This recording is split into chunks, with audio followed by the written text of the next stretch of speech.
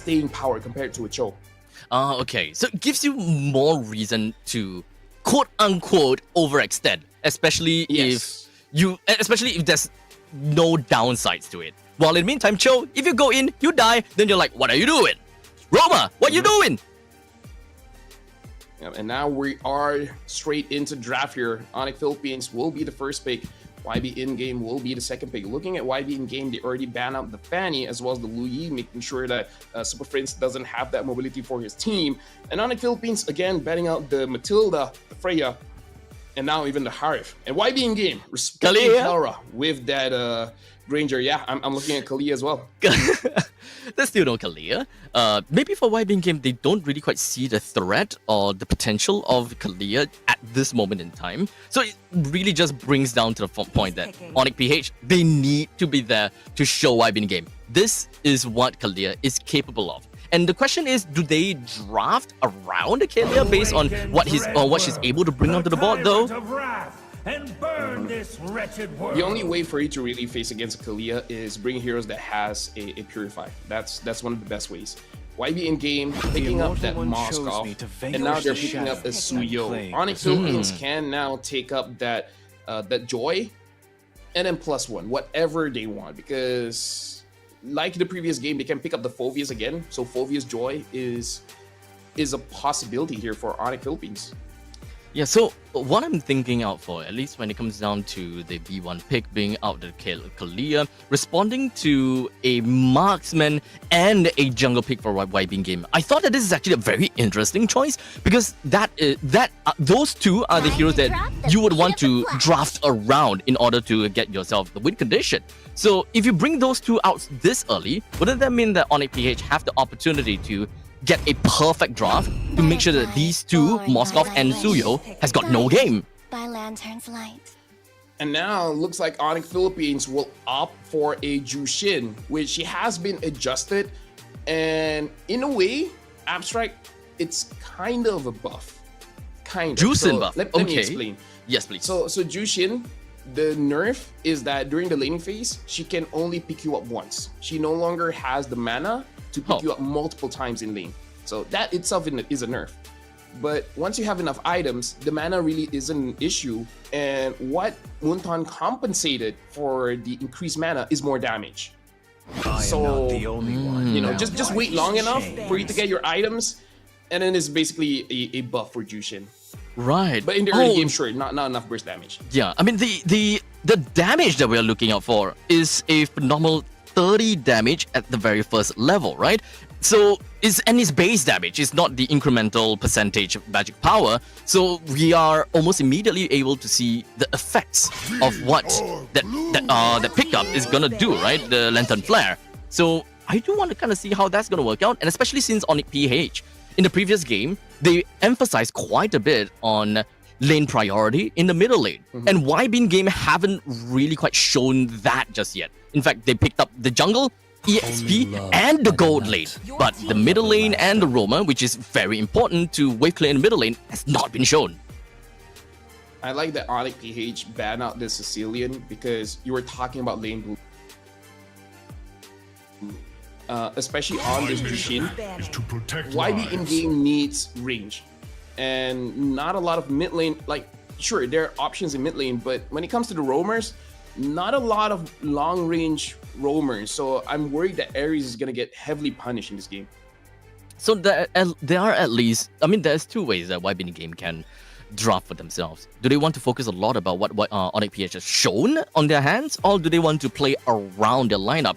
I would like to assume that they want to focus on getting the Moskov and the Suyo, so because that is their comfort. So anything after that is based on what Onyx PH has picked out. So based on all these picks, such as the Joy, the Kalia, as well as the Jushin, I would still want to believe that they want to prioritize in middle lane. Vexana is still a very good pickup, especially since they don't have any crowd control. So having that Terrify plus the knockup from the Eternal Guard, it can always be a great pick for themselves, and then the Roamer comes later.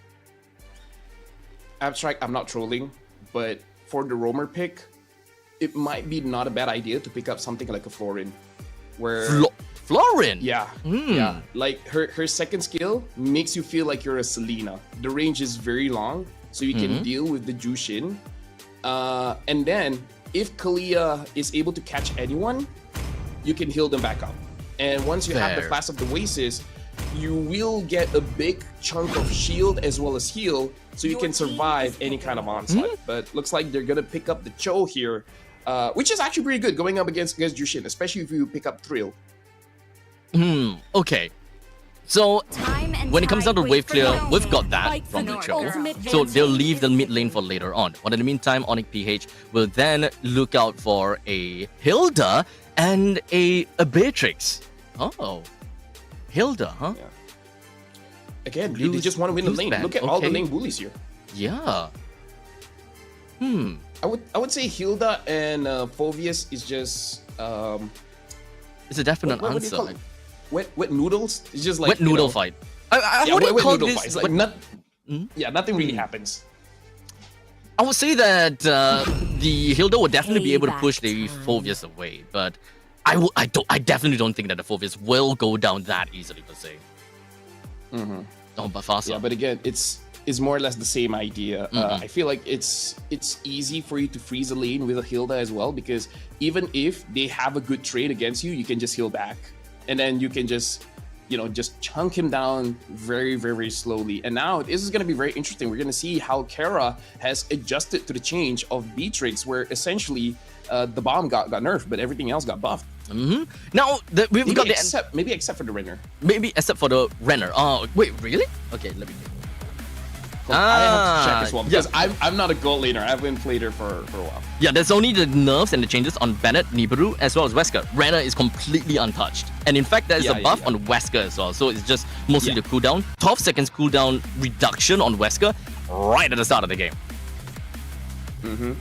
Yeah, because I feel like Munton's note was that her bombs cleared the lane a little bit too fast for their liking, so they only really nerfed that one. So now I'm looking at Ares. I want to see how he's able to harass either Super Prince or Brusco here. We don't see the emblem, so he can either go for Furnace or Thrill. So right off the start, I think that what YBG Game will want to do is to completely do the opposite of what they have done in the previous game. Clear away fast. But we're talking about a Juicin plus a Kalia. As you can see, it's not that easy. But at least for Onyx PH, they are immediately making their way and forking right out to see what are the kinds of information that we have. They know that the studio started up to the top lane. They know also that Unicorn and Ares is not making their way to anywhere else at the top lane and mid bottom lane. So at least they still have got some time and chance to breathe. Yeah, Ares definitely have the Thrill here. As well as Pull Yourself Together. Ares as well as Brusco both using Pull Yourself Together. So with more assists that they have, the more access to Flicker that they have. And for me, I feel like going up against a Kalia lane, hold on, Kalia's going to get attacked here. Well, it looks like Brusco is going to be fine. Yeah, still gonna be fine now. At least she's got healing. Let's remember that. So she's gonna be really sticky in the middle. Yeah, the thing, Abstract, they should have gone heavy on level 1, but now Fish God taking quite a bit of damage against King Kong and Kirk. And now just going back to my point, if you're going up against a Kalia, level 1 is when you want to go aggressive, because level 1, Kalia does not have a heal. Kalia needs level 2 to get a heal. So once she gets level 2, it's like you miss your window.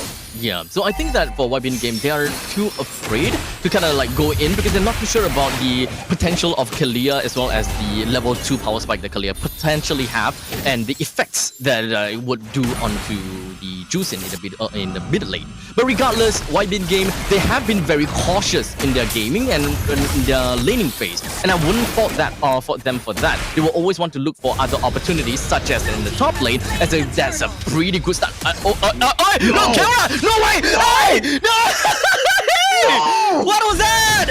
Oh, Kara! A little bit of a dance Michael Jackson move going on about, making sure that she did not go down. But in the meantime, King Kong draws first blood down over to Fish God, and Unicorn being the next one taken down. And Brusco even takes one onto Lucas. That was unimaginably chaotic for YB Game.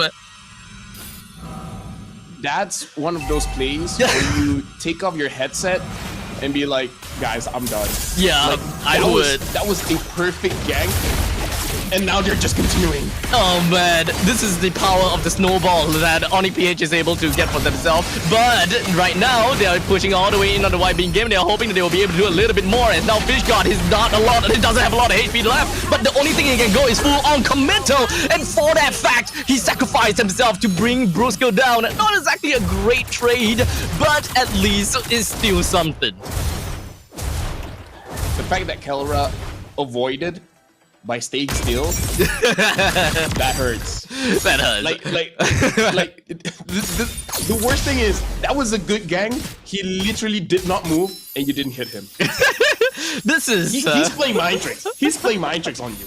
This would not work against Pops, dude. But that is a great flick of blast away on the dragon coming in from Ares, but not quite enough to bring Super Prince down at all, though, because of the massive amount of HP that the Super Prince have got from the Pops. As such, Kirk takes a double kill right down on the YBG game, and they started 4 minutes into the game. They are already looking at a 3,000 goal lead. This also highlights the amount of heal that Brusco can give to his team, and Super Prince, he can heal himself with his emblem setup. And again, it's like YBG game being down almost 4,000 gold at 4 minutes, losing almost 1,000 gold per minute. This is gonna be rough. They need damage, and Unicorn dying twice. I'm not so sure if Unicorn can give enough damage. Yeah, I mean, oh, Grant, it's kind of hard for YBG game to even try to contest for this turtle. I mean, despite the fact that Lucas is currently at level 6, King Kong at level 8, that 2-level disparity is a little bit too hard for you to work with, but still YBG game still wants to go for that as a Tsunami Slam connects as well as a Lantern Flare. As such, that is going to be the front line that is taken down. There is no way for YBG game to try to go for any form of pickup. They gotta fall back and give and concede the turtle over to OniPH, but that's not all just yet, as OniPH sees the opportunity to catch a random unicorn skipping and hopping somewhere else that is not defended. YBG game right now almost down by 5,000. Bilexi is trying to get as much farm as he can. Brusco is just waiting. Again, that tidal wave can engage from a very long distance, and looks like he's going straight forward for Ares. Not again, as Ares takes another L for himself, while King Kong puts up quite a bit of damage all the way out the top lane, but there we go. Gold lane. Hit for a tad. Both of the gold lane is going down. That was great for YBG game. Oh yeah, if I'm Bilexi, I'll take that all day. You know, it's like, I died, sure, but I took down Kara with me, guys. Like, yeah. We won. We've got an advantage here. We got a bit. Exactly. But it's still 5,500 gold lead though. But definitely, it just shows that YBG game still have got their name in the game. Still sticking to the status quo. It is tough though. It is really tough. As Ares now no longer have got that capabilities and the tankiness to really just jump over to the backlines. At this point, I would confidently say that anyone that Ares pick out, just go for it. They might not have enough damage, but at least when it comes down to Unicorn, it's a great bruiser, so we'll see how that eventually plays out, as we immediately will be able to see the Tsunami Slam working it out, but not quite enough to bring anyone down just yet, while Unicorn all the way at the backside do have got that feathered airstrike to hope that it will be able to split the fight altogether. Not quite enough, as Fishgod will take the L for that one once again, while Kirk just proxies in between, pushes the rest of YBG game away. King Kong does the same in the middle. And looks like Unicorn is gonna get taken down by King Kong. And actually, let me put this on the record. Brusco's mechanic on this Kalia. Before that, Bilexi is just trying to survive. As I was saying, Brusco used the tidal wave to cancel out the Wave of Dragon twice. One at the turtle pit and one at the top side of the turret. Like, he canceled out an ultimate with a second skill twice. Huh? Okay, I did not see that at all. Ouch! Wait, I kind of forgotten just how much damage that a Hilda could very potentially make out, but I do need to really keep my eyes onto Ares now. But the tidal wave once again, this is just out-showing the show at this point in time. Brusco is insane when it comes down to taking all these Tsunami Slams in. Just see about the Hilda killing the Moskov. Moskov is level 8. Hilda is level 10. Oh and crap! She's 6-0-2. 6-0-2. Like, you know, just saying, you know, he does not have enough damage here. And now Kara having the Malefic gun added range. I would say this is, if it wasn't checkmate before, it's definitely checkmate now. It's checkmate 10,000 now. gold difference in 7 minutes. Yeah. The 2-1 prediction is definitely some copium right now, the way that I see it. I was really hoping that YBG game would be able to change the way that they play a little bit more. I do like the change in the drafting though, having more priorities in the middle lane. But it's more of the adaptability that they are not willing to go head-to-head against Super Prince as well as Brusco, especially since Brusco and Super Prince outright disrespected them by going past the river and say, come on, hit me. Looks like on the Philippines sending 3 members. Aries tried to catch someone, but again, look at that. Huh? Look at that. He could not use his ult. Wait, was that the tidal wave? Oh! Tidal wave into a tsunami slam. Oh man! Yeah, Yeah, again, Aries was invisible. He was using the conceal, tidal wave into a concealed choke, and then you know, tsunami slam ends it. That's masterclass. Roma masterclass. As we were talking about Roma masterclass, Aries immediately turned right back as he managed to get a really nice kick down on the Brusco and finally taken down one of the main core person to the side of Onyx PH. With the lack of the frontliners, Onyx PH may have a tad bit of difficulty trying to tackle down on all of these inhibitor turrets, but still, they still have the firepower to back it all up. So YBG game, they still gotta have to keep their toes up and they gotta have to be real careful. Painful. Oh yeah, painful. And let me just say, Brusco is really feeling like this is gonna be is a log game. He just completed his fleeting time just to get more tidal waves. Let me just say the tidal wave doesn't have that big of a cooldown. It's like 30-something seconds. It's long-ish. It's not that long, but it's now not having long at all. Yeah, like he's probably aiming at 2 tidal waves per team fight. 40 seconds cooldown level 3. He has the 40 seconds cooldown. 40 seconds cooldown at level 3. Yeah, but after you put into consideration the cooldown items, like I don't know whether he has the dominance ice done or not, but you know, even with just one cooldown item, it's gonna be 30-something seconds. With the fleeting time, if I'm not mistaken, has cooldown as well. So yeah, he's trying to aim at least 2 tidal waves. 2 tsunami slams per team fight. Yep, that is not something that you want to be. That's not what you want to face from the side of YBG game. That is for sure. You don't want to face against Kalia at all. No. I'm just gonna say that. Yeah, I think this game is a testament of what Kalia can bring onto the board. So for the rest of Mobile Masters, maybe just ban her. I think that we've seen enough Kalia for the day. I know Kalia is a strong hero when you can use Kalia in roam and it works, and then use Kalia in EXP and it works. And then you see some guy using Kalia in jungle and it works. For real. Like, at that point, you know she's pretty strong. And I actually feel she's better as an EXP. I'm just saying. I do want to try it out now. No, essentially what you do is you keep controlling them and then you heal up. And then they just don't know what to do with your heal. I do want to know as how the roamer, matchup is like against Hilda though. I do want to know how the matchup would be like though against like Hilda, because you got a lot of healing in your own brushes as well. For me, I just use my Tsunami Slam to bring her into the turret, and then I use my tidal wave. I'm gonna try it out the next time.